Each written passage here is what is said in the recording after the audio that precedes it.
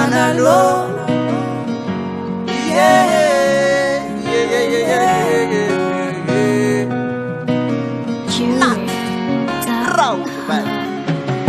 Manolay fotoana nandrasantsika tiza hanamafisanyindray ilay voadiray le nofinofy no visavisay no averiko tany izay mba horeny izao tontolo izao fa tena tikanao.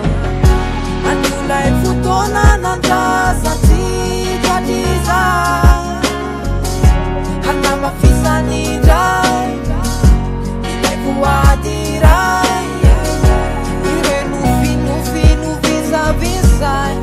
no averiko tany izay mba horeny izao tontolo izao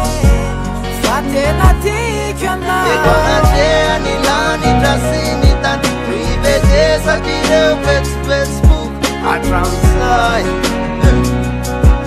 mba hoiray eto anatreany lanitra sy ny tany rivetesak'ireo Facebook hatramin'izay manambarany any anaty koa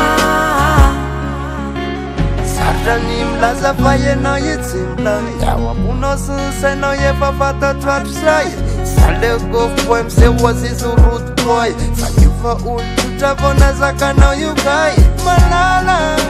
sasy misalasala